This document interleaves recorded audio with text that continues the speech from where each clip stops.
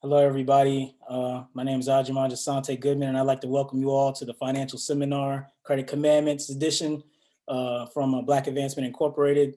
Before we get into the program today, what is exactly Black Advancement Incorporated? Black Advancement Incorporated is a nonprofit organization that believes in combating problems within the Black community through action and dialogue. Although money problems are not specifically just hitched to the Black community, we all could use a little help in that area. This is still like a nonprofit that is geared towards those things, but this is for everybody, honestly. As far as how this whole thing started, one of the things that Black Advancement Incorporated likes to do is we like to come up with little solutions in order to combat these problems and within the Black community that we see. So we've come up with like a list of different things that we would like to see change within the Black community, list of things that we'd like to see addressed in the Black community, and then we come up with ideas to solve them, and then we try to put those in order. The seminar that you're going in with today is a result of one of those things. About 2013 or 14 or maybe even 12, we came up with the solution of doing a financial seminar or financial literacy. And this book is basically, it's a basic look at how to stay out of debt and how to manage your finances if you don't have that many finances. Have that much money, I should say. And it's just, none of us are experts, quote unquote. I mean, maybe some of them can give their bona fides in terms of some of the things that they were able to do outside of their current roles as far as their careers now. But I know that I'm not an expert. A lot of the stuff that I say is not expert, it's experience. And it's bought out through the hard stuff, which is basically like living life. So I'm going to try to share my screen. Everybody can be with me. Actually, right before I share it, let me not do that right this second. Before I share it, let me go ahead and introduce everybody first. So I'm Aji Goodman. I'm the president of the Black Advancement. I can let the gentlemen speak for themselves if they want to. Pop. Good afternoon, everybody. My name is Thaddeus Goodman Sr., and I am a retired colonel in the United States Army and a retired senior manager at Deloitte Consulting LLP, and I'm happy to join you this afternoon.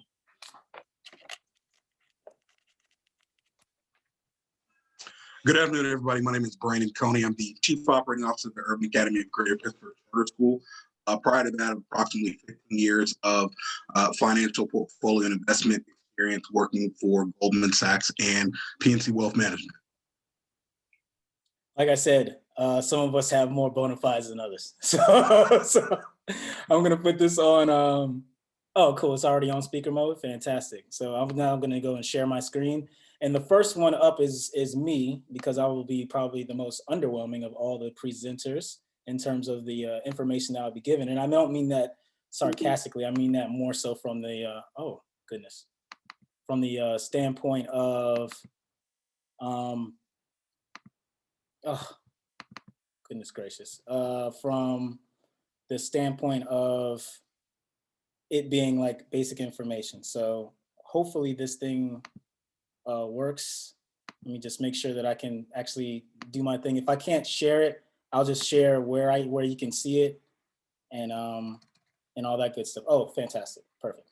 So I'll go ahead and start right now as far as with the Credit Commandments itself. So this is the booklet. As you can see from the date, it's a little dated. We usually end up updating it every like 2 years or so. So actually this year, we're going to be going back through it again and updating it. And every time we do it, it feels like, oh man, we couldn't possibly add any more. And of course we can add tons more. So this is kind of the foreword. I'm just going to breeze through a couple of these. The whole book itself is kind of like playing off the idea of like the quote unquote 10 commandments as far as the way the names are brought forth. It's meant to be kind of tongue in cheek the way the names are brought forth and all that. But all of these different sections are actually legitimate things that you might want to do in terms of when it comes to finances and things of that nature. Although we deal with a lot of different things, some of the other brothers that are on this program are going to be delving into some of those. So I just wanted to highlight a couple of different chapters, if I could be so bold. So the first one that I wanted to highlight was never deny thy own supply. And basically what this is about, it's about savings. It's about every time you get a check or get money from wherever you work for, you should try to think of investing about 10% of it. And that's kind of what this chapter goes into in terms of that. Not only should you try to do that with your retirement accounts if possible, but also with your savings accounts. The savings accounts, especially with the 10%, and those things can be used for other issues that you run into, such as like medical emergencies, or say you wanted to go on vacation, or say you wanted to do something else. These are a lot of different things that you could use that money for, but it's good to kind of train yourself to push aside the 10% that is given to you. And at first it's going to hurt a little bit. I mean, just like anything else, if you hadn't been doing it before, um, and all of a sudden you just started doing the 10%, of course you're gonna be able to, it's going to hurt at first, but you can train your mind into thinking, this isn't money that I necessarily need. As I'm just scrolling down here, you can see other things that are within this category or within this chapter. It talks about automatic payments. I think most people do that at this point. It talks about how you should have a savings account if you don't, pre-tax payments in terms of 401ks, or in the case of government workers, TSPs. Um, but the biggest thing that I want to point out from this chapter that I think would be really beneficial is the idea of saving a percentage and not a dollar amount. So like we said in the beginning, when we said 10%, that means that as you grow as far as wealth, or as you grow as far as people actually, um, as you grow in terms of how much you make, as opposed to saying, I'm gonna put in $200 no matter how much I make. If you say I'm gonna put in 10% no matter how much I make, that means when you make, you know, more than $2,000 every check, then you're gonna use more than $200 automatically. So that's kind of what that goes towards. Let me just highlight another chapter from the book, which is "Thou shalt pay thy bills on time." And this is kind of self-explanatory, but there's a couple different techniques. I mean, we basically just kind of go into the idea of, if you don't need something, um, if you don't, well, that's another chapter, but basically, if you don't need something, that's the latest and greatest of something, if you can get something that's just as good that will work for you, then that is something that you should consider doing, in terms of just doing enough to make sure that you are able to live comfortably and living within your means as well. I mean, that's really the long and short of it. But this chapter goes more so into the idea of fixed bills versus non-fixed bills. And what we mean by fixed bills are bills that you would get every month that are roughly the same payment every single time, right? So you could take something like a car note is a good example of a fixed bill. A mortgage is a good example of a fixed bill.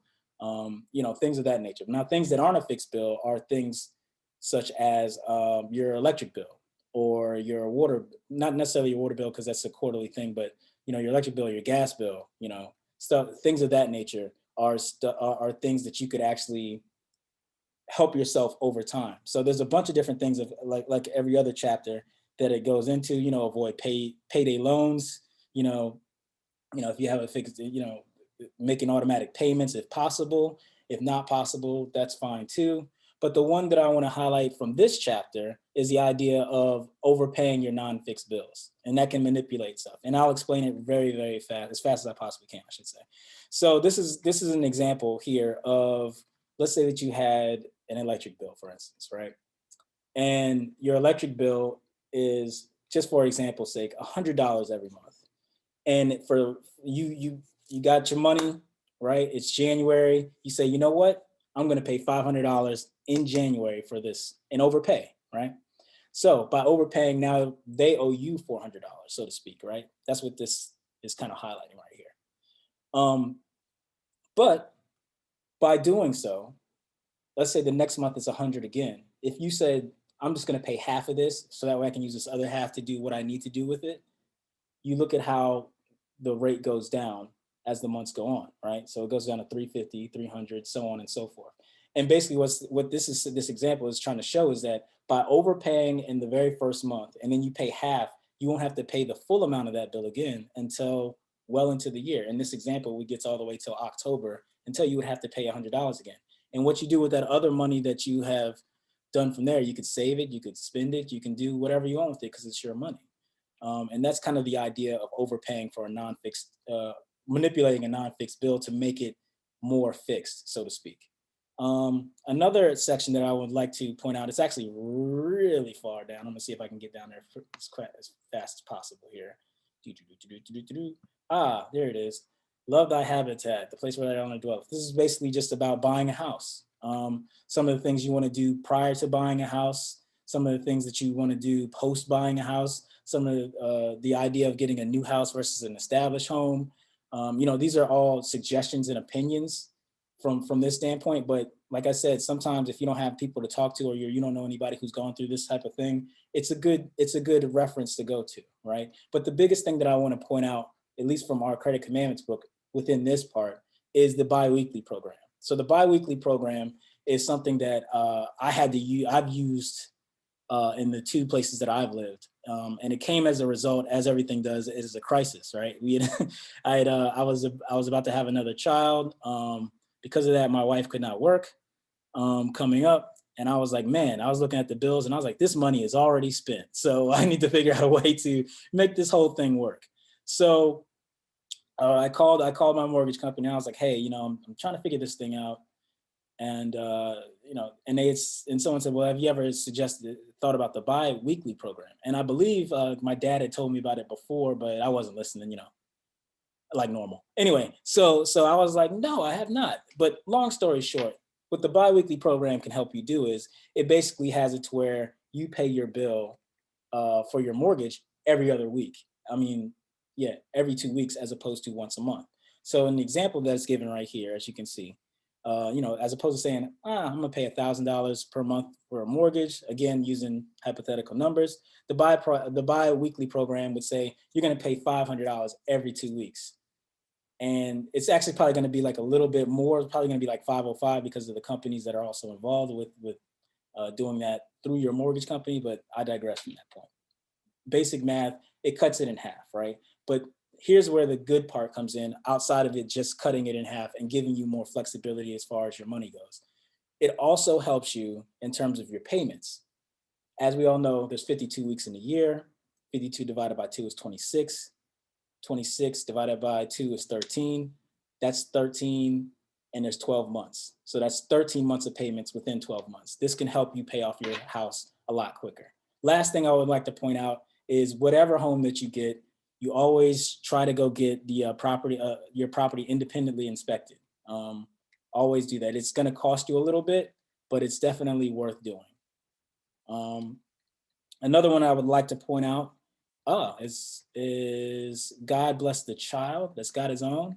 And basically, this is just a chapter that kind of focuses on the idea of talking to your children about finances. I find that studies have shown, and through my personal experience, when you talk to your children and sit them down and explain to them certain things in terms of the finances of the world and money and how you have to pay bills and how things aren't free, they tend to be better with money themselves. And this chapter just kind of goes into the idea of setting your kids up for success from a financial standpoint, in terms of getting them to think about what things cost and how they can use money to their advantage, and how they can use money to help themselves, propel themselves to do whatever they want to.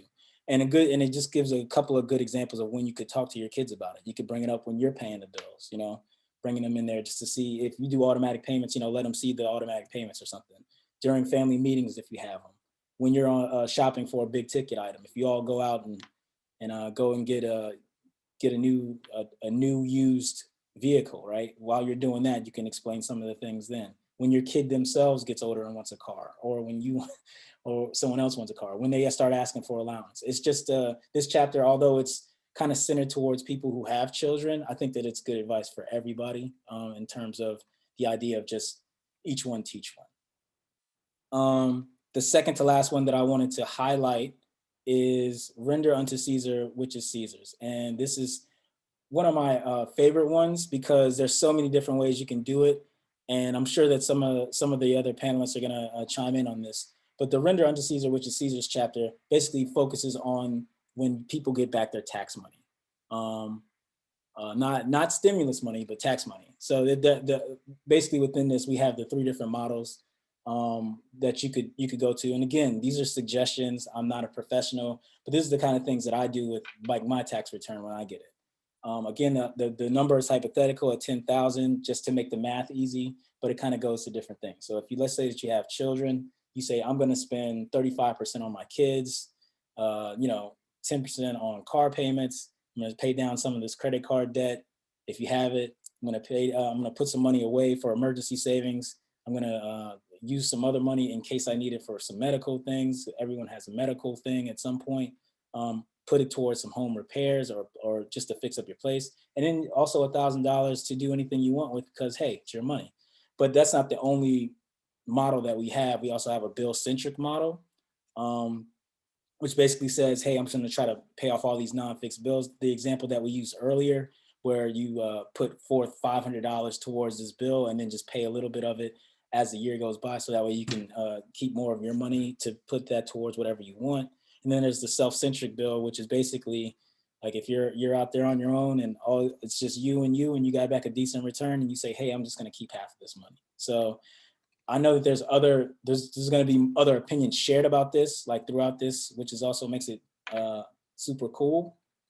But that's kind of like one of the things that you can do. The last thing that I want to point out from the book, as far as the credit commandments goes, is life after death. So this is, the 2 certainties are death and taxes. This one focuses on the idea of estate planning. And I know when people think estate planning or estate anything, they're thinking of rich people, but that's not the case here. This is something that everybody should, if they haven't done it already, should consider doing. And that's the idea of writing a will. So that way that your money doesn't go into the hands of the state or into the hands of someone else. After you're dead and gone, you want to have these issues settled as best you can and updating your will as much as possible. Also the idea of buying life insurance. So that way, like if I was to die, for instance, I know that my kids and my wife would be taken care of. That is if I died of suspicious circumstances, which is about a 50-50 shot, if I wanted to be fair, about a 50-50 shot. But also the idea of funerals themselves. So this is something that always comes back around, it kind of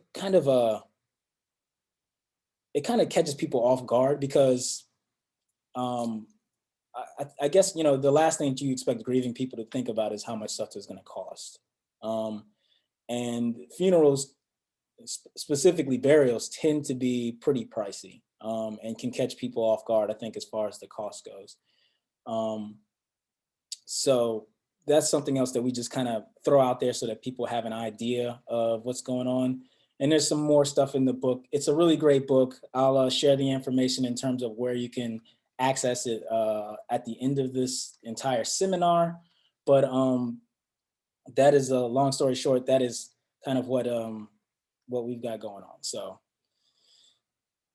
I am finished with my part in terms of what I have to say. And now I will hand it over to Mr. Goodman.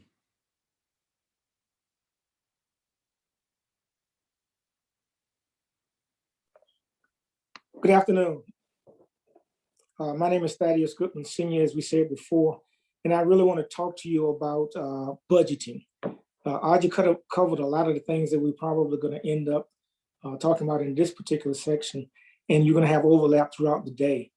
But I want to talk about the basics of budgeting.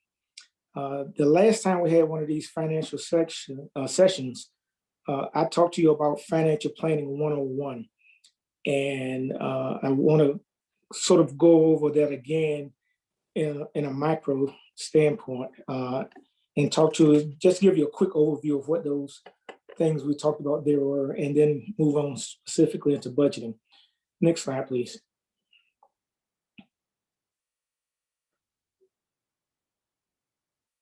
Okay, so financial planning, what is it? It's very simple. It's just a process of setting financial goals, setting financial objectives, and then taking those goals and figuring out how you're going to make it happen. And realistically, because God has given us this money, or we have money through the grace of God, we need to be good stewards in managing this money as best we can. So when we go about the process of managing money, we need to ask ourselves some rhetorical questions. And the first one is, do you spend more than you make? And if the answer to that is yes, then you need to make an adjustment. Do you know where your money is going? If the answer to that is no, you need to make an adjustment. Do you know the difference between savings and investing? If you can't answer that, you need to take time and educate yourself on the differences between those two. Do you have a budget? And more importantly, do you actually follow it? If the answer to that one is no, you need to make an adjustment. But the most important question on here, do you have specific financial goals in life to take you to where you want to go financially? And if you don't know the answer to that one, then you too, once again, need to make an adjustment. Next slide, please. The last time we talked about the 8 cornerstones of a sound financial plan. Audrey covered a lot of those, and most of those are actually covered in the book, the Credit Commandments book. But just to reiterate what those are, those cornerstones are savings, debt management and credit card management, insurance or protection management, home ownership and tax management sort of go together, investments, estate planning, he talked about that a little bit with the wills, identity management, which I'm not sure is in the book, but that's something that's coming up fast and furious, because that's the #1 issue from a financial management standpoint in America right now. And last but not least, retirement planning. So those are the 8 cornerstones of a financial plan. Now, if those are the 8 cornerstones, next slide, please, then the foundation of any financial success is a budget.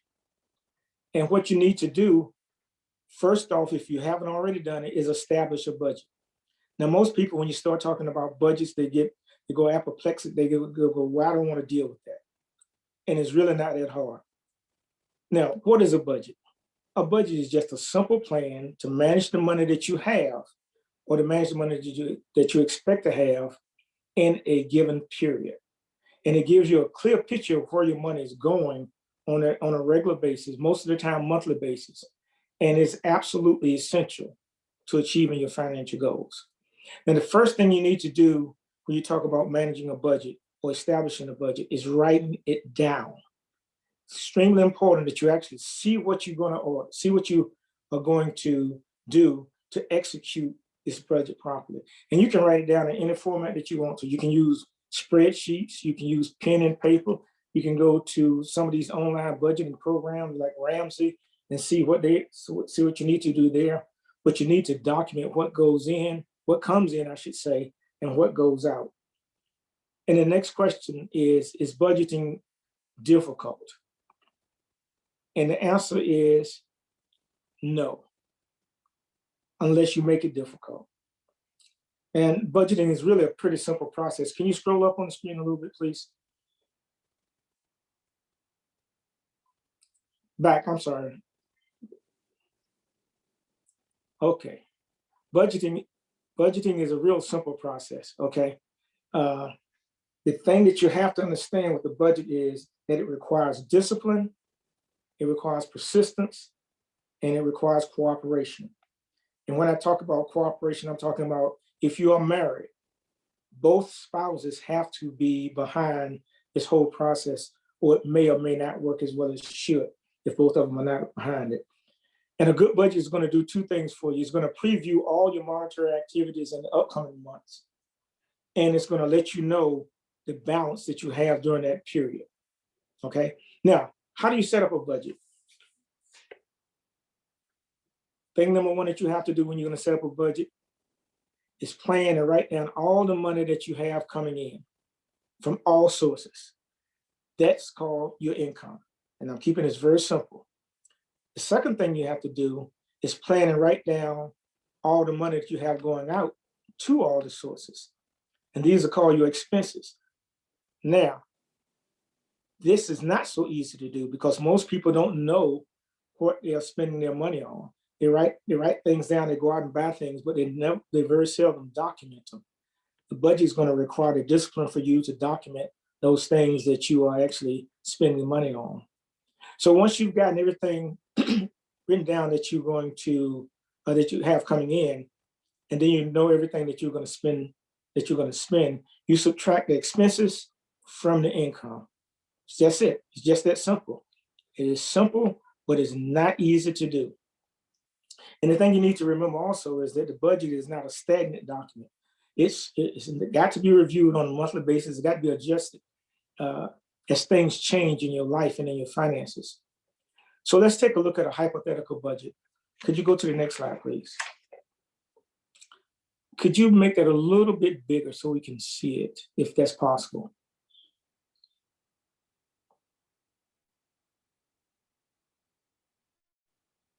Yes. So as I said before, you write down everything you're going to do in regards to this budget. In this particular one, this is just a table, and it has a category column and a budget amount column. In the category column, you have two different categories. One talks about income, the other one talks to expenses. The income column is basically what I said before. You write down all the money that's coming in for that particular month or for that particular period from all the different sources.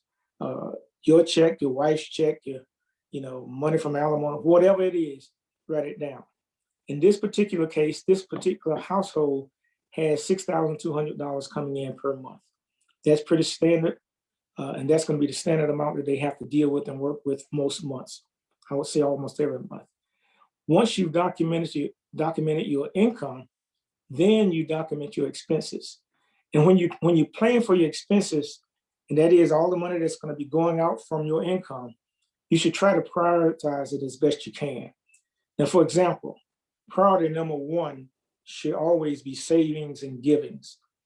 And then follow those by what I call the four walls. And those four walls are food, in order to keep your family fed, utilities, to keep the lights on, shelter to keep the roof over your head, and transportation to get a car, to keep your car, to put gas in your car, and to keep it running. And then the third category, outside the four walls, are other monthly expenses. Now, people can set budgets up any way they want to, and they don't have to follow this format or anything else. The important thing is to document what you are spending. So as we saw earlier, this household gets in about $6,200 a month, and savings is the top priority, and it should be. There's an old axiom that says rich people invest their money and spend the rest, while everybody else spend their money and invest the rest. Well, if you're going to do this right, and if you have a financial goal or specific financial goals, I should say, then you need to think rich. And that is, you put money away first for yourself and the money that you're going to give back to God and other organizations or institutions. You take care of that first. Usually about 10% in savings, and there are ways to do that, savings and investing. That $6,200 that you saw at the top is net income, that is after-tax income. This is actual dollars that you have to work with. However, part of your investing can be using the company 401k program if they have that, and that's done automatically. But when you do savings, you need to set it up as quickly as you can into an automatic process. In other words, as soon as you get paid, that you will never see that money. The money goes straight out into your bank account so that you can set yourself up so you'll have emergency money to take care of the big four, the four walls that we are talking about in the next section. Now, so once your savings and tithes and you got all those things laid out and what you're going to do with them, then we talk about those things that are absolutely necessary for you to survive in this environment. The first one is your mortgage and your rent. There's a rule basically that you should not spend more than 28% of your total income, monthly income, on mortgage and rent. And so you see the $1,750 there is indicative of about 28% of that total. However, some circumstances may force you to spend more or less. And if you can spend less and still live in the place that you want to live in, especially if you're renting until you can actually afford a mortgage, then that would be good.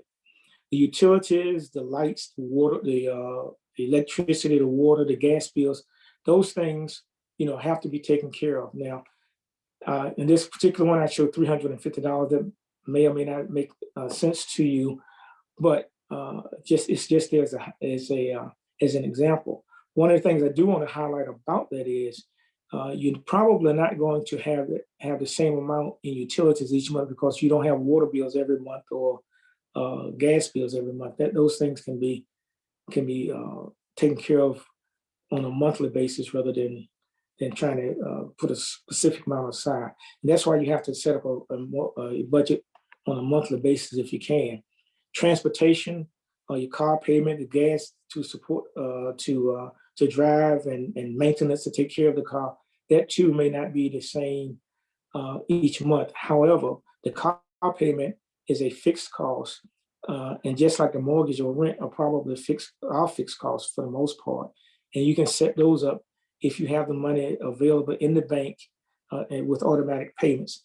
That takes away a lot of the burden and the stress of trying to figure out how you're going to pay these things. And of course, groceries and food. In this particular case, we talk about $600. If you got 6 kids, then 600 won't work, but whatever that number is, that works for you.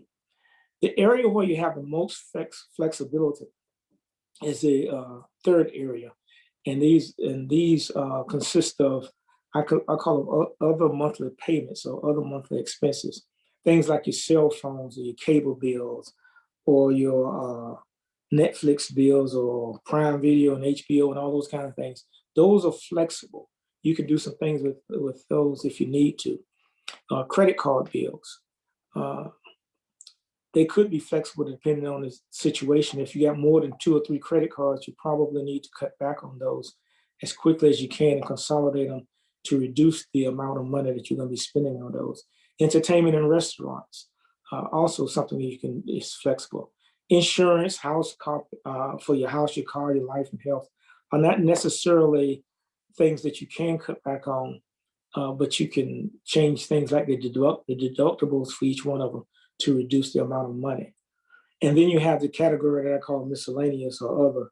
And that's things that you don't do all the time, but you certainly have to do at some points in time. You have to buy clothes at some point, new clothes or shoes, or ladies have to get their hair done or their nails done. Those kinds of things are necessarily, they are necessary because if the lady doesn't get her hair done when she wants to, that could create some problems, especially if trying to budget it out, take it out of the budget. So I wouldn't do that at all.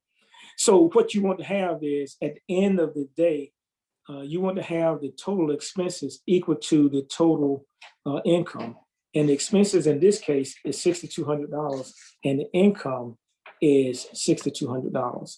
Flex is shown in one area, one or two areas as we talked about.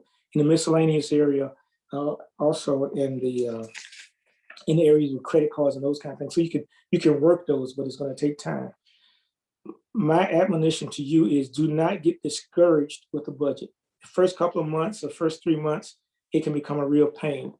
And the requirement from your standpoint, if you're really serious about financial planning, is to stick with that budget. That's where the persistence comes in.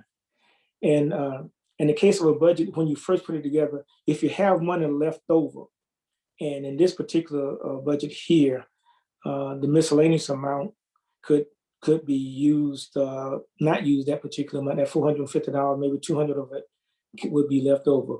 And that can be added to your current savings, or better yet, just stay there so they can be used next month for the next month's budget.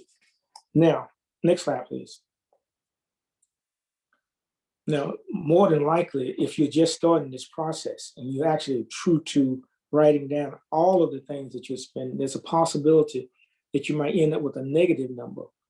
And if you do, this is where you go back and look at all of everything in the categories, especially category 3, other expenses, to see if you can cut these numbers back. If you can take a little bit out here, a little bit out there, until you get to the point where that balance actually equals 0 for the budget for that particular month. Now, The other thing that I would advise you to do is make sure you track your expenses throughout the month. Make sure that you have enough money to cover those requirements. And realistically, the goal of a budget in this particular case is a $6,200 budget, is to make your money work as hard for you as you worked for it. And so that $6,200 net for this particular family has a responsibility. $6,200 has a job, and that job is that you're gonna pay bills, you're gonna pay off debt, you're gonna save for the future, or you're just gonna let us enjoy living. And the way you set it up makes a determination on which way you go. Budgeting is a family affair, so you have to get both husband and wife involved, and in some cases the children, but specifically the husband and wife if you can. They're not set in stone, as we said before, and you need to make adjustments. You need to plan ahead and understand that all the months are not the same. You're gonna have some heavy months like December or birthday months or anniversary months or those kinds of things. But you're also gonna have some light months, months when you don't get a water bill or a gas bill. And you just need to be able to plan for that. So that's all I have from this end. So thank you for listening, and subject to any questions, I submit back my time. There have been no questions submitted so far, so that either means we're doing a really good job or we're doing a terrible job. So now, with that being said, I'm gonna have our last speaker come up and try to see if he can create a situation where questions are done. You can go ahead. You can push the sharing, right, Coney?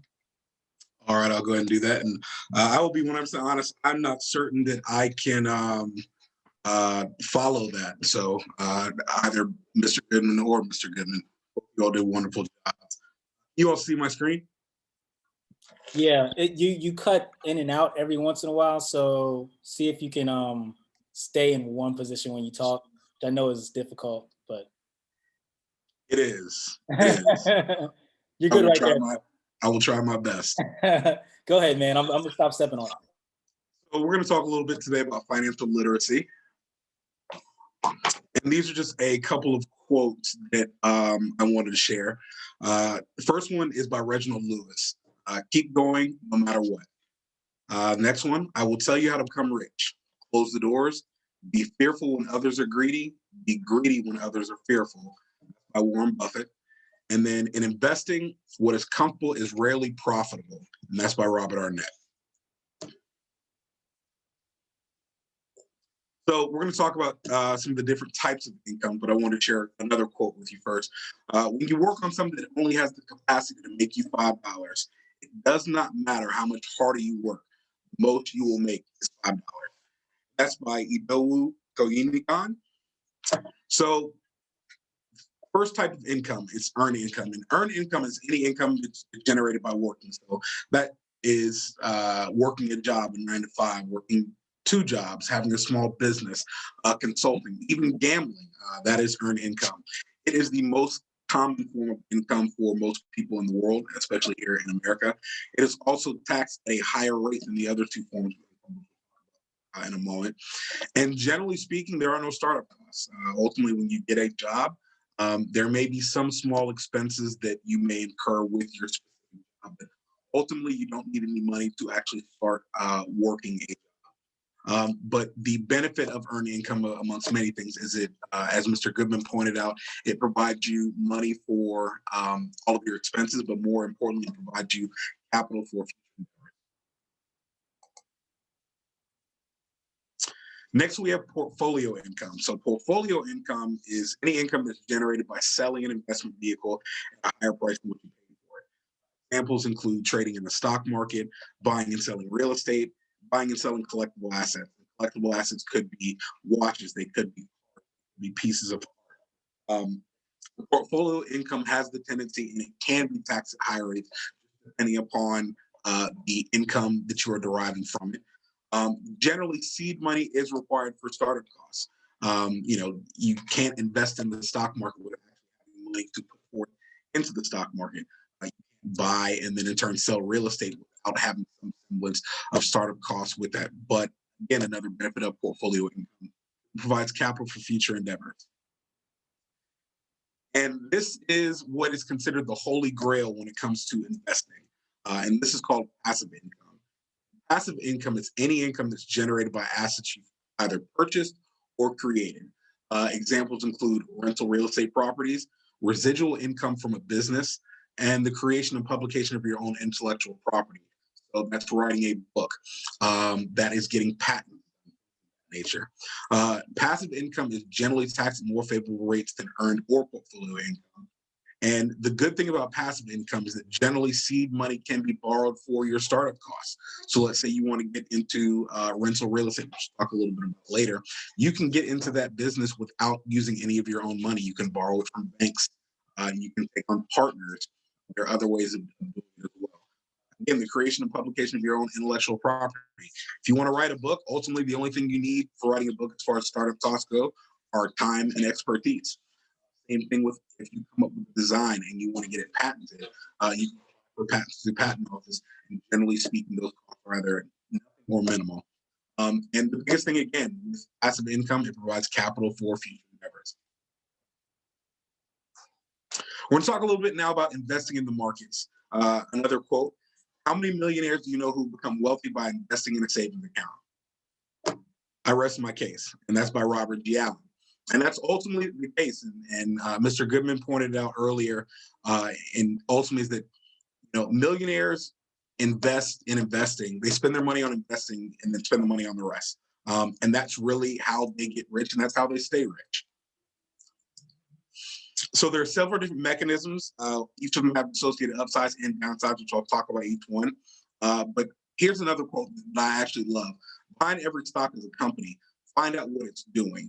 The reason why this is important is because, and I'll talk about this especially when I get to the portion we talk about equities and stocks, is that when you are making an investment in a company, you are taking your money, in essence, you are saying, here's a piece of my money for a piece of your company. And at the end of the day, if that company may be doing some things that don't align with your personal values, they don't align with your professional values, they might not align with your religious beliefs. And that's something that you can take account into, and things that you should take account into. Ultimately, you want to make sure you know where your money is going and how it's being utilized. So stocks. They're a security that gives you a share of ownership in a company, commonly referred to as equity. They are, and as far as investment terms go, they're the most volatile investment vehicle. Namely, meaning that they have the highest upside, but they also have the highest downside. The highest upside is when you are investing in the equity market, you stand the most chance to make the most amount of money. But also with the same thing being said, you can lose all the principal that you put in to it as well, just because of the volatility of it and various things. So stocks, knowledge and experience is required to get quote unquote good at it. But at the end of the day, it really comes down to how much time and effort you are willing to put into either following trends and or following specific companies in and of itself. There is a lot of research that goes on a lot of times to become good at trading in the stock market, but it's not difficult. It just takes time. I mentioned it earlier, take an interest in the companies in your daily life. If you are going to a particular restaurant all the time, and ultimately that restaurant is a publicly traded company, why not invest in that company? So every single time that you go to eat at that restaurant, you in turn are investing back into yourself because you have an investment in that specific company, your piece of. And then there's the philosophy with stocks is, you buy low and sell high. And unfortunately that's a commonly used term, but it's also misunderstood. And I say that from the stance that generally speaking, by the time you hear about a stock you should have bought, by the time you've heard about it, it's too late. And I say too late from the standpoint that you should have gotten in earlier. And also, ultimately, by the time a stock hits the news and they're now telling you to get out of it, you were too late to sell it as well. But the basic premise behind that is you want to buy a stock at its lowest possible price point when you want to purchase it. You want to sell it at its highest possible price point when you're going to invest it. Biggest reason why, again, is to make the largest gain that you can. And then you have to look at long-term versus short-term. When you're looking at investing, First thing I tell people when it comes to investing, whether that's in stocks, whether it's in bonds, whether it's in any other sense, is that you need to be comfortable that any money that you put into this market, you may never get back. If you are comfortable with making that decision, and ultimately you are comfortable with investing that dollar, especially either in the stock market or in any other market. If you are counting on this money for anything in the future, I would advise against it, mainly because, again, there is a risk that's associated with it. It all just depends upon your risk tolerance level. And that's something that we can discuss a little bit later on. Bonds. So bonds are probably the least volatile investment vehicle. So a bond is a debt instrument. And ultimately, when you buy a bond, you are lending money to the issuer. And generally speaking, bonds are government entities. So we're talking state governments, local governments. There are also bond issuances done by corporations, but in return, the issue promises to pay you a specific rate of interest during the life of the bond and also repay your principal, also known as the face value or the par value of the bond, when it matures or comes due after a set period of time. So you buy a bond from your local government. I live here in Pittsburgh, so let's say I buy an Allegheny County municipal bond, and it's at I buy it at 2.5, and it has a maturity of 10 years. So ultimately, I am giving them $100 to invest over this 10-year period. After the 10 years, I will get my $100 back, but I'll also get 2.5% back interest as well. And again, bonds are generally seen as the least volatile or the most stable because it's not impossible, but it's rare that municipal governments go belly up. We're talking a little about mutual funds and ETFs. So mutual funds and ETFs, or exchange traded funds, it's ultimately when a company comes together and they pull money from many different investors and they invest the money in securities. They can be in stocks, they can be in bonds, they can be in short-term debts. And ultimately they pull it together, they pull all the money together and they invest it into a subset of different companies. And in turn, you now own a piece of multiple companies. ETFs, what they do, they track or mirror a specific index or sector. So you can have a SPDR ETF, you can have a S&P 500 ETF, and that ETF ultimately will purchase almost all the same companies that are in the S&P 500 for purposes. And again, it gives you pieces of several different companies at significantly lower prices than individual shares. And there are also several different kinds. So I know that Aji Goodman at one point or another was very big into green efforts and causes that go to saving different organizations. Well, there are index funds, mutual funds, and ETFs alike, which only invest in green companies, or they only invest in companies with a certain moral compass. So that's the upside about investing in mutual funds and ETFs. And find those, it's really just a matter of doing just a little bit of simple research. Last one I'm talking about is currencies. This one is not normally done. I don't say not normally done. It's not done as often as some of the other ones that I mentioned. I want to speak more specifically about foreign currency and then also about crypto. So with currencies, the premise of it is you're buying the currency of one foreign entity while selling that of another foreign entity. And the basic premise of that is what you want to do with that is you're buying one particular country's currency, and you are selling another particular country's currency, hopefully at a greater price than what you purchased before. That's also done, you might have heard the term Forex, but that's the foreign exchange market. That's generally where that is done.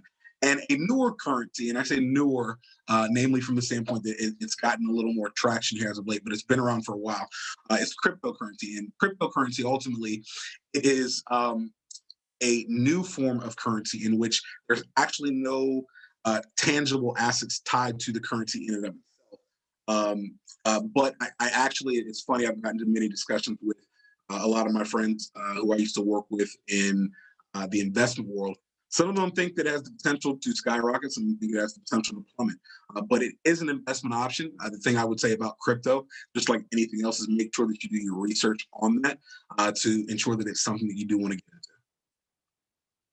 into. All right, I'm gonna talk a little bit about credit and share another quote. Too many people spend money they haven't earned to buy things they don't want to impress people that they don't. And that's a quote by Will Rogers, and it's something that I 100% wholeheartedly agree with. So one of the important things about your credit is you need to know what a credit utilization ratio is. Your credit utilization ratio is ultimately how much credit you are using divided by the total amount of available credit. All times, you want to keep this number below 30%. The reason why is your credit utilization ratio actually accounts for the second most important thing of your credit score. By making sure that you keep your credit low, and Mr. Goodman made points about it, so did Aji Goodman, he also made points about it as well when it comes to paying off some of your debt. Making sure that your credit utilization stays lower than 30% will keep your score at its current level, if not do things to increase it. Pay off your cards as soon as you can. Aji may mention this, and Mr. Goodman did as well, but there's a debate about which cards you should pay off first, the ones with the higher interest or the ones with the highest balance. I've taken different stances on both of these. Both of them have their upside, both of them have their downsides. If you pay off the ones with the highest interest, ultimately you are getting rid of the debt on your portfolio that will end up costing you the most money further on down the road. If you get rid of the one with the highest balance, you are also getting rid of a larger piece of debt that is on your credit report and it's taking up money from you. So ultimately, it really depends upon what's in your best interest, also how much you have of each of those two items. I always recommend paying off. I actually have a different approach, and it's actually a lo-fi approach. I actually take the smallest balance that I have available, regardless of the interest rate, pay that one off, and you move on to the next smallest balance that you have.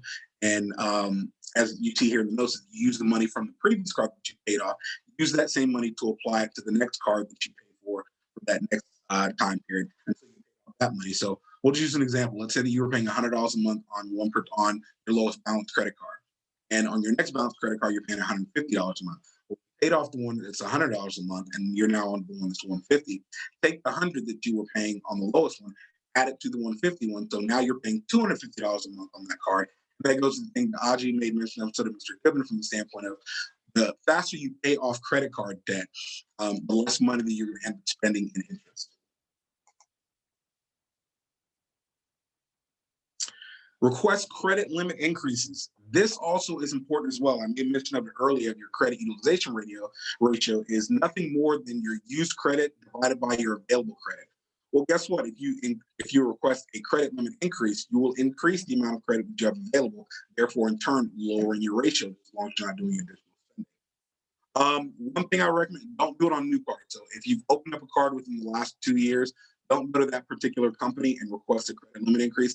Generally speaking, they will not only deny you, but they may ding you for it on your credit score. The other thing you can do, you can negotiate your limit with the credit card company. So you can also negotiate the rates that you're getting on your particular card. So you may have gotten a card 7 years ago, and let's just say you got it at 27.99%.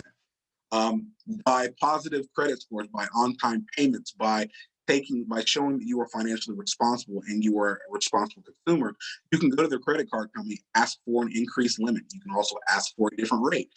These are things that will not help. And generally speaking, if you've been responsible with that particular company, they will increase both your limit and are willing to negotiate your rate with you. Having a varying credit portfolio, this also is important. Just like having a varying portfolio of investments, your credit portfolio needs to be varied as well.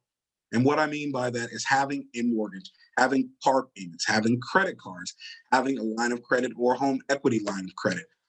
Having student loans on there is also a piece of credit that is important. Having various different types of credit will show all creditors that you are a responsible utilizer of credit. Let it work for you. If you're going to be utilizing a credit card and you are going to be utilizing it as a significant means and or purpose in your financial plan, get a credit card that offers cash back. And you want to use that daily. One thing that I do is if I go out to the store and I make a purchase on my credit card, I do one of two things. I either will pull up my phone and pull up the credit card app, pay off that balance immediately, right then and there, or I will wait a couple of days until I've accumulated all of my expenses. So for the most part, I use my credit card like most people use their debit card. And I do that from the standpoint, again, because of the cashback rebates that you get. also, again, it shows if I'm making a certain amount of purchases and I'm able to show that I have the funds in my bank account to be able to pay those off. It's another thing that creditors love to see, and it will increase your score.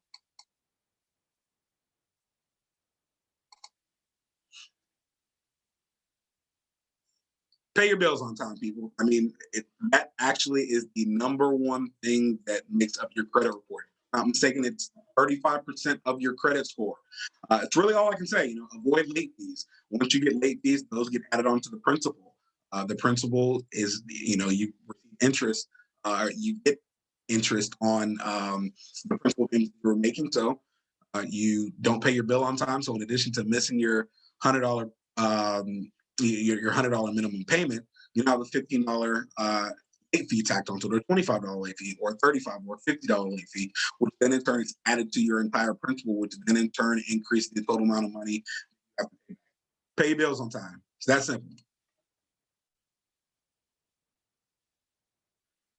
All right, we're going to talk a little bit about real estate investing. I don't want to get too deep into this, but it's a good thing. But a quote, which I love, buy land, they're not making it anymore. It's by Mark Twain. So when it comes to financing your project, there are different ways that you can go about financing your project. And one of the things that I say all the time about when you want to get into real estate investing is finding out where you're going to get the money. So you have different options. You can borrow the money. You can assume the existing mortgage. You can do a lease with an option to buy. You can do seller financing. You can negotiate the down payment. You can actually buy properties now without having to do a down payment at all. You can actually purchase a lot of properties now without having to use any of your own money. You can swap personal property. Another thing you can do is take on a partner. Look at different ways of financing your project. Don't just simply think about going to a bank and or utilizing all of your savings account in order to get into real estate investment, because it's not necessary. There's the debate of flipping versus renting. So flipping a property is purchasing your property, fixing it up, and selling it at a higher price point than what you paid for it and everything that you put into it. Then there's the standpoint of renting a property. So you purchase a property, you fix it up, you hold on to it, and you rent it out. Them have their upsides. With flipping a property, you get more immediate income, and it's usually a larger portion. And you can then use the money that you flip from that property to put it into the next investment property. Whereas with renting, that is long-term residual income. Whether or not you are doing all of the things on the property yourself, whether or not you're opening or you're hiring a management company, completely and utterly up to you. But both of them are great revenue streams. Renting properties generally will provide you with longer-term income. It may not necessarily be as large, but you get it over a longer period of time. Whereas if you were going into flipping property, you were doing that on a shorter-term basis, hoping to get larger. You can also invest in REITs, which are real estate investment trusts. These are investment vehicles that are similar to mutual funds. So a real estate investment trust is when a company takes a group of mortgages, they purchase them, and they're investing in them. You then in turn buy a piece of that company, buy a stock, and you hold it for a certain period of time, and you get dividends upon that as well. Real estate investment trusts, and there are several of them that work similarly, just like mutual funds. There are several of them out there. I actually would suggest that now is an opportune time that if you either want to get into real estate investing or real estate investment, now is the time to do it. It's currently right now. The market that we're in right now has not been seen in quite some time. And there are a lot of entities, especially foreign entities, who are looking into getting into purchasing properties here in the United States and becoming owners of them, either through real estate investment trusts or through holding. Last thing to talk to you guys is taxes. Something I heard by Chris Rock a long time ago is, you don't pay taxes, they take taxes, which is an apt statement and couldn't be said any better. I'm not going to go too deep into this, but I am going to talk about a couple of key things about taxes that I think that people should know.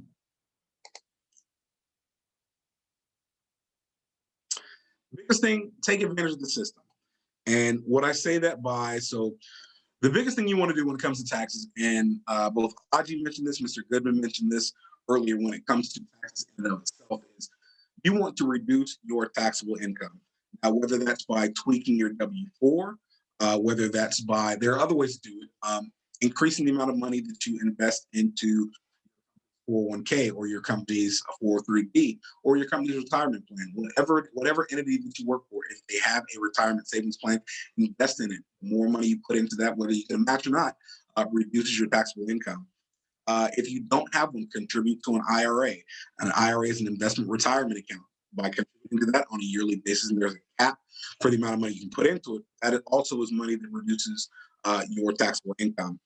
If you have children, get 529s for them, save for college. Every dollar that you put into that also reduces your taxable income. If you have a flexible spending account through your job, you can fund your flexible spending account. That will also reduce your taxable income. If you have a health savings account, also same thing. You can do that as well. See if you're eligible for the earned income tax credit. What else can you do? You can give it away. You're also giving away money. You are granted a certain threshold amount of money that you're allowed to give away over your lifetime to be able to reduce your taxable income. A little bit about deductions. There's the standard versus itemized. The thing that a lot of people don't realize with taxes, and this is what rich people do. Rich people utilize the system. They take advantage of the system, how the tax code is set up. There are a number of different tax codes that are set up, especially if you are a small business owner or a business owner in and of itself, that they are simple. All you literally have to do is Google tax alerts and or tax cuts for certain individuals, and you will be able to see the difference in things that rich people take advantage of versus the regular person doesn't.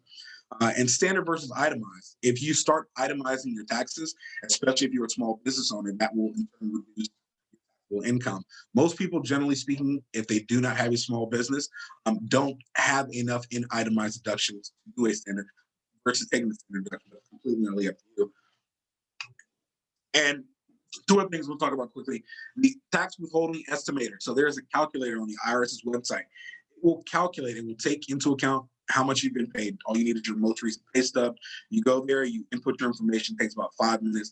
It will then calculate for you how much money you are estimated to owe the government, how much money you paid them, and then at what date and time you would have fulfilled your tax liability. And the part that Aji brought up, that Mr. Goodman brought up, and this is the part that I'm going to talk about, it comes about being disciplined with your taxes. When I worked in my former profession, I always told my clients they either wanted to get a very small refund, they wanted to owe a little bit, or they wanted to break even. If you owed a very large amount of money, you are not doing a good job of utilizing either the tax credits and or your money wisely. Or if you got a large refund and you are not disciplining, I have to bring that up as well. If you got a large refund, you aren't utilizing your money well. Let me pose a question to you. What would you rather have? $3,600 in March or $300 extra every month? And the reason why I say you have to be disciplined with it is at the end of the day, if you get that $3,600 and you do not have a plan for what you want to do with that money, and you end up blowing it on frivolous things that have no meaningful value to you, whether that's a new couch, whether that's a new TV, whether it's a new pair of shoes, things that ultimately will not enhance your overall well-being. Versus if you take that $3,600 and you save it, you put it into your IRA, you put it into your investment, you put it into your children's 529, you put it into your savings account. To that end, I say if you are not disciplined, I would personally recommend that you actually have the extra $300 a month. $300 a month, you can utilize it in different ways. As Mr. Goodman pointed out, that can increase your budget. If your budget on a monthly basis was $6,200, that extra $300, you're not $6,500. So that's $300 extra dollars that you can utilize to make your budget work for you. And the biggest thing is being disciplined with that. If you are not disciplined enough to take that extra $300 and utilize it the way that you were supposed to, I would not recommend doing that. I would say stick with getting the large refund and then take that money and invest it in your future. And now we're at the Q&A portion. And last quote is, judge a man by his questions rather than by his answers. And that's Voltaire. And I'm done with my presentation, Mr. Goodman, and I'll take any questions if there are any. All right, great stuff. So it wasn't a question in particular to anything that you said. I tried to get back to the other one. My phone is also glitching. That'll be a theme for the day. I think, but there was one question. The first question that was brought here that I can answer personally is, how much is the book? As far as I suppose they're talking about the Credit Commandments, and the Credit Commandments are free. it's 100% free because it wasn't about us making a profit. It's about us getting the information out. A lot of times, what ends up happening is people have this knowledge. The reason why a lot of people could benefit from something like a financial seminar, and the reason why we even are able to do this isn't necessarily because we're smarter or more apt to be able to do something than other people. Is because we were introduced to it, and that we were, because we were introduced to it, or because we have some uh, knowledge that this stuff exists and it interests us in some way, we went and sought out more knowledge on it. But if you're never told that in the first place, then you're never going to even bother to go look. So the point of this solution isn't to make people rich, so to speak. If you get rich doing it, that's great. Hey, kick some back. We're a nonprofit. What's going on here? But I mean, the idea behind the book was more so to give people that financial basis for when they were to come across this stuff, right? Like it's just another thing. It's another tool in your toolbox. It's not the toolbox. You know what I mean? So, like for instance, the other question, and I tried to get back to them to ask them, they were asking, can I use this guidance when buying a house? So for instance, like the housing section within the credit commandments part, I mean, you can use that as to help you guide stuff, right? You can use it to help you write out and map out stuff. Ultimately, it's all your choice.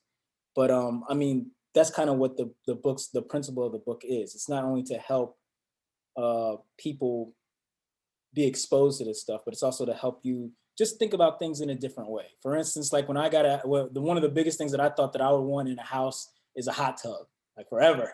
That's what I was like, oh my gosh, a hot tub, right? But when I started making out the list for a house, a hot tub didn't end up making the list, even though it was like my number one item when I first went in there. Other things took priority over that, and that's something that you have to do.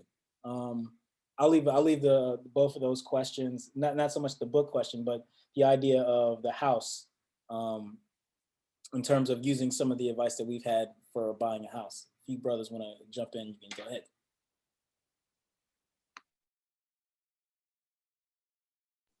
Oh, I mean, to the point that you mentioned earlier of making sure that there are several things within the credit commandments that will guide you ultimately on being able to purchase a house.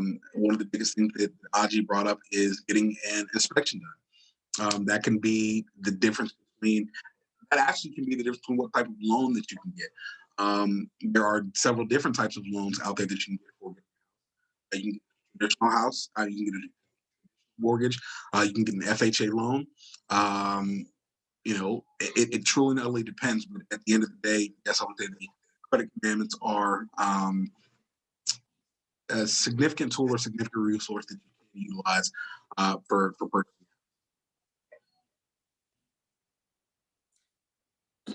This is Mr. Goodman. The first thing I would say is, if you're interested in buying a house, you probably should look at what's in the credit commandments. But more importantly, you need to make sure that you understand the responsibilities that go along with it. The first thing you're going to need to do is make sure that you have enough for the down payment. The basic difference between owning a home and renting is the down payment.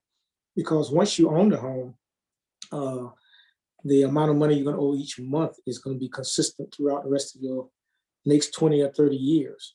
If you're renting, that amount can go up pretty much at the whim of the landlord. So I would first go back to the budgeting cycle and look at how I can save enough money or put enough money away or borrow enough money to get the down payment. And then once I've done that, then I would go forward with the home purchase if possible. And remember the 28% rule, because the banks are not going to give you they're not going to give you a loan if your home is going to cost more than 28% of the amount of money that you make each month. And to piggyback off of Mr. Goodman to that standpoint, I'll see if I can find the website, and if I can, I'll shoot it to Aji and or the Black Events. But there is a calculator. There is a website that provides a calculator with how much home you can afford. It literally does all the math for you, like Mr. Goodman said. A bank's not going to give you a loan for anything more than 28% of whatever it is that you bring home. But then in turn, that calculator will then allow you to identify the price range of the houses that you should be looking Another thing that I would like to just throw in is something that like when I was in the midst of trying to buy the current place that we're in now, is something that my dad said to me, and I I won't forget it actually. He was like, the hard part about purchasing a house is the down payment. He's like, it's not normally about the monthly payments because most people can, when they're looking at a house, they judge that out early. It's the down payment part that's the difficult part. So that's the kind of thing where we're talking about when you're talking about strategy, when you're talking about plotting out how you want to go about budgeting the stuff that you have and the priorities that you have. That's where that kind of stuff really comes in handy, because if you did per se need to actually come up with the 10%, right? It'd be good to have a plan that would a financial plan that would guide you in the ways of, okay, this money being diverged over here, it can go towards the down payment for whatever my home situation I would like to have. Let me just add one more thing. There are programs out there that can help you purchase a home. I think Maryland and DC both have what they call the first time home buyers opportunity. Then you have specific types of loans, USDA loans, FHA loans. And so look at all of those opportunities to see where you can go. And some of those may not require as large a down payment as some others. So do your homework and find out what types of loans are available. And as Brandon said, there might be a website out there somewhere that can show you this, but educate yourself. If you're interested in buying one, you probably can do it because the interest is there. That means that you're going to figure out a way to make it happen. Also, to piggyback off of that, I would recommend looking to your local URA, your local HUD, and then also your local Urban League. All of them have programs for first-time homeowners, and a lot of those programs actually provide financial assistance to help you with your down payment for a first-time homeowner. Good news, bad news, everybody. Good news is we finished early, unless we have other stuff to say. That's the great news for everyone who's watched, and thank you for watching. Bad news is that this seminar sadly is over. Sad face. But don't worry about it. We probably will have another one. Not to mention we're going to try to come out with another book again this year, usually every 2 years. And guess what? Well, 2020 was a disaster, but we don't have to get into that. Anyway, thank you for watching. If you want to contact us, there's several different places you can do it via social media. For instance, we're on live right now, The Black Advancement for Facebook. For Twitter, we're at Black Advancement. That's BLK in that case. Someone took the color. Anyway, so yeah, IG on IG, it's The Black Advancement, all lowercase. And for the website, it's www.blackadvancement.com or just blackadvancement.com for those who are initiated. If for some reason you're having trouble with the site, don't worry, it's just a little bit of construction stuff going on. But that's the best way to reach us for anything. We'd like to thank you all for watching and joining us. We will be sending this out if you didn't have a chance to watch it live. And we thank everybody for participating. Thanks, guys. Thank you. Have a good day. Thank you. Appreciate it. Yep. Now, how do I, I'm going to stop the recording.